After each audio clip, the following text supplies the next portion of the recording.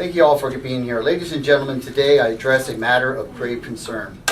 The appointment of a corrupt sheriff by our esteemed governor. The decision raises questions about the integrity of our law enforcement system and the values we hold dear. The role of sheriff is pivotal in upholding justice and maintaining public trust. However, when the governor appoints an individual tainted by corruption, it erodes the very foundation of our legal system. It sends a distressing message to our community that dishonesty and malfeasance can find a home within the ranks of those entrusted with our safety. We must demand accountability from our leaders and question the motivation behind such appointments. A corrupt sheriff compromises the fairness of law enforcement, potentially allowing criminal activities to go unchecked, while undermining the confidence citizens place in those sworn to protect them. This is revealed in the FDLE report, which called for the prosecution of Keith Pearson stemming from criminal activity. We believe that the governor and his staff were not aware of this report. So with this new information, we expect the Governor DeSantis would rectify the situation immediately. As citizens and elected officials, we have a duty to safeguard the principles that our society is built upon. It is our responsibility to voice our concerns and demand transparency in the selection of public officials. Let us unite in the pursuit of justice and incite on a law enforcement system that reflects the values we hold dearly. Honestly, fairness, transparency, and the pursuit of a safer, more just society. In conclusion, we must remain vigilant, holding our leaders accountable for their decisions. The appointment of our corrupt sheriff is not only a threat to justice, but also a challenge to the very essence of our democracy. Together, let's stand against corruption and work towards a law enforcement system that truly serves and protects the interests of the people. Therefore, the Republican Executive Committee of St. Lucie County calls upon the Governor, Ron DeSantis, to open an ethics investigation, and we demand the immediate removal of Sheriff Keith Pearson. I would also like to go ahead and introduce Kathy Townsend, who's here, County Commissioner. She has a few comments that she would like to make, and then I'll answer any questions y'all may have. I just want to say that the men and women in law enforcement deserve to have fair opportunity. There should have been an application process, there should have been an interview process, and there should have been somebody appointed to this position that has neutral grounds so that the men and women have a year to prepare to serve for the next new sheriff of St. Lucie County. Thank you all for being here today. And now I'll take some questions already. What action have you taken or have you heard back from the governor's office, aside from this news conference, sending a letter, I believe, to the governor's office? What other action has been taken to try to get answers? We have contacted the governor's office, sent the letters, numerous phone calls, and they've gone unanswered. So still no more insight into how Pearson's name sort of rose to the top of the stack for this appointment? Insight? No. There's speculation. The governor was here on November 15th for a fundraiser, and shortly after that, I know Mr. Pearson was in the room, and I believe that there was something done. So you believe he knew before the weekend? Yes, I believe that what he has said in the media is a lie. Well, can you clarify? So you said you believe what he said in the media was a lie. You mean you believe what Pearson said about what specifically was a lie? Knowing that he was going to be selected as sheriff 30 minutes before the announcement of the departure of Ken Mascara. So you thought he knew days, hours, weeks? I'm sure that he knew on the 15th that this was going to happen. No, 15th of November. So Pearson issued a statement, kind of in response, I assume, to these calls for him to be removed, saying in part, he intends on using the action, making and enforcing our laws and keeping our community safe to earn the honor of this appointment. All I ask of our other elected officials is that they give me and the men and women of the St. Lucie County Sheriff's Office the chance to prove to them what we can do. What do you say to that? I'd like to respond to that. Well, let me just go ahead and respond to one thing. When you are part of a ghost candidate to go ahead and run in a Republican primary, that's disgusting. And listen, this Republican Party, we're not going to go ahead and tolerate that. This man is unethical. He should not even be our dog catcher.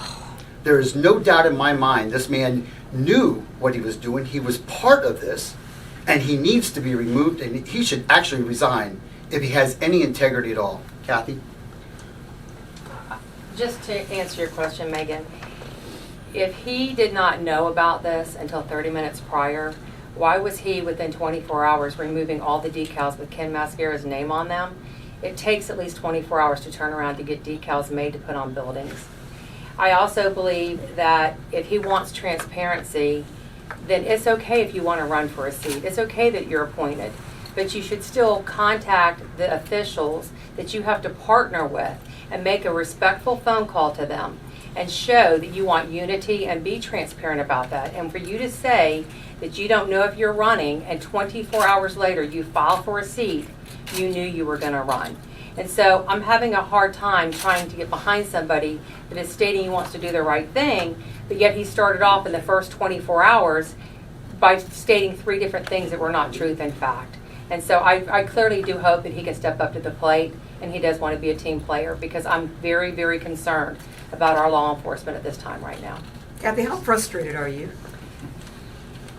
I'm frustrated, but I'm more hurt, I think, and more concerned for the residents and for the sheriff deputies that serve. He has went in there and he has removed people from offices. He has demoted people.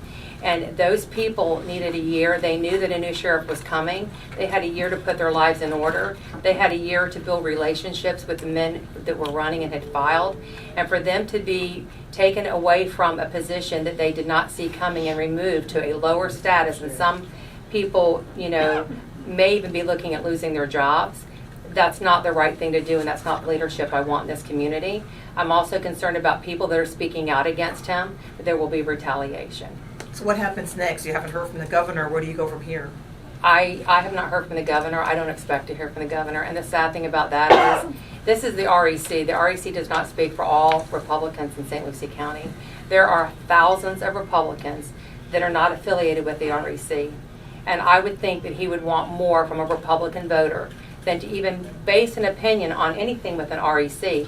But look at all voters, because there's thousands of them in St. Lucie County, and I don't think he's made the right decision.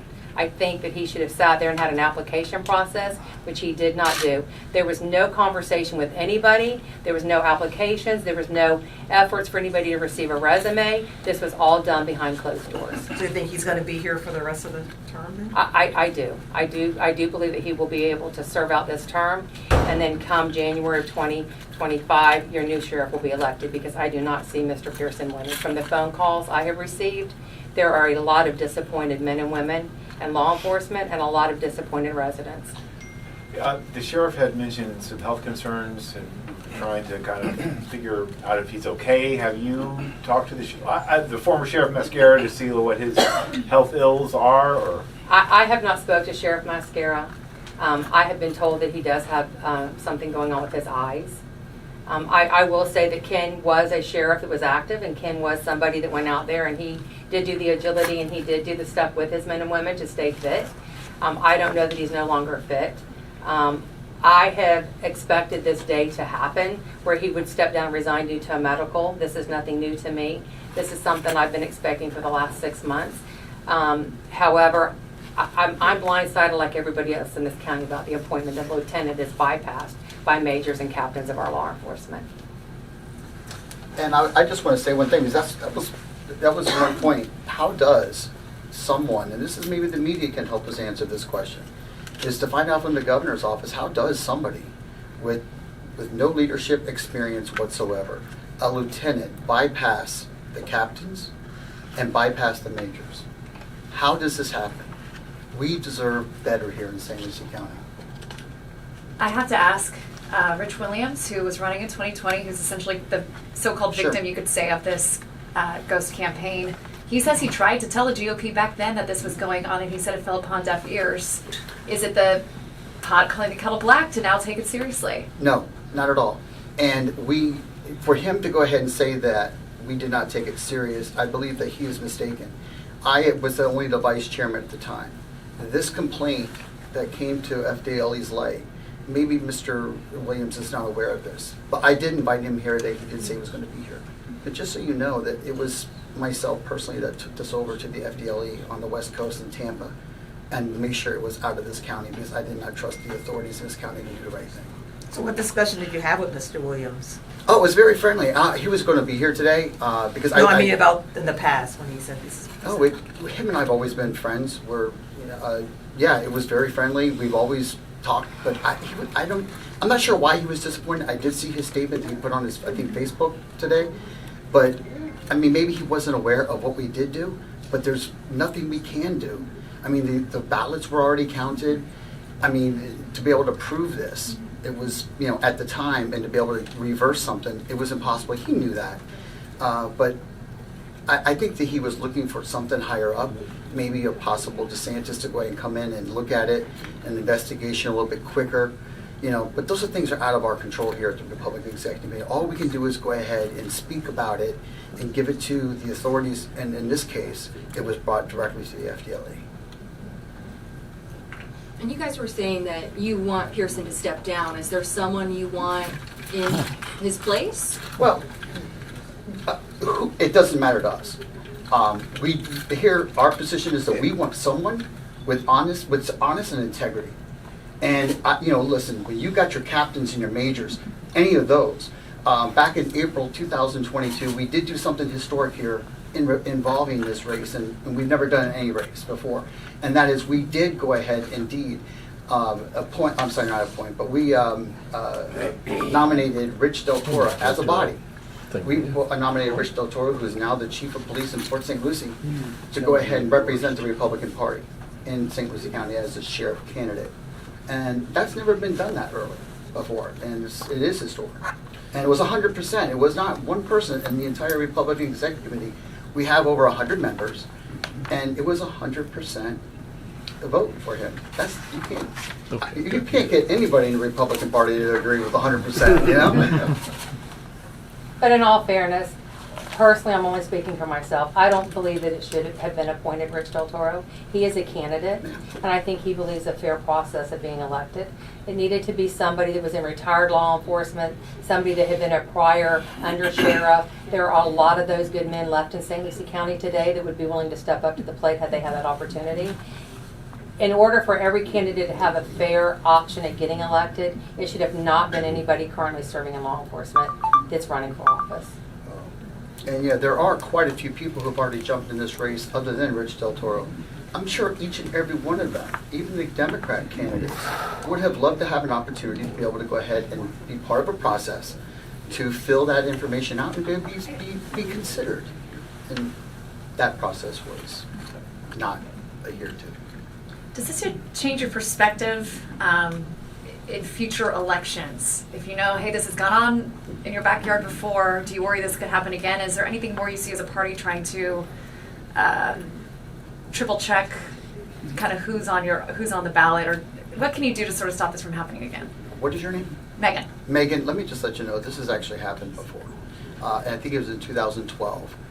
We've actually had a race here for clerk of the court, where Joe Smith was our previous clerk of the court. And the Democrat Party, and along with him, they went ahead and came up with a scheme. Martha Hornsby ran against him. She was another fellow Democrat.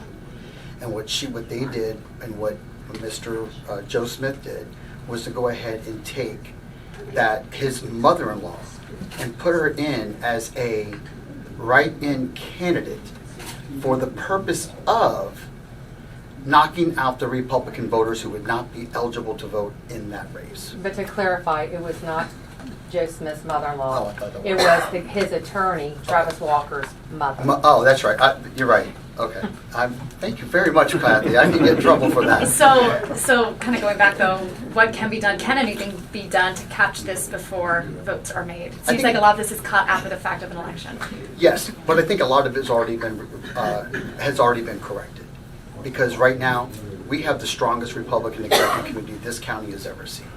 And it takes a strong members to go ahead and pay attention to these things that are happening. Fool me once, shame on me. Fool me twice, shame on you. Listen, we're going to go ahead and make sure that never happens again. We have people within the Republican Party that are constantly going to supervise elections to be able to verify things. We're on top of it. And just so you know, if we see something like that again, we're not going to keep our mouth shut. We're going to come to all you folks here today that came out to go ahead and cover this. And we're going to expose it when it happens. Why, I mean, it sounds like you've had a tough time kind of getting the governor's ear on this to hear your concerns and to Sure. allay your fears or whatever. Why do you think it's so difficult to get his attention, given that you are Republican Party of St. Lucie County, his party? Why do you think it's so difficult to get a response from him? That's a really good question. I was hoping maybe you all would be able to help us out with that. In what way? Contacting the governor. I've reached out to the governor. Oh, yeah, me Yes, too. I Well, there you responded go. to me. Crickets. I do not know why. I do not. I would like to actually think. We have the best governor that this state of Florida has ever had. I'm a native Floridian. I'm born and raised here in Florida. Having said that, we have. I would like to think that Governor DeSantis does not know about this. It is his staff. I believe that staff has made a mistake, and I'm doing everything I can to get the governor's ear, and I would like to go ahead and hear something from him direct. Is telling him this is his position, and then it will be whatever it is. But yeah, I don't think he knows. I don't think he knows.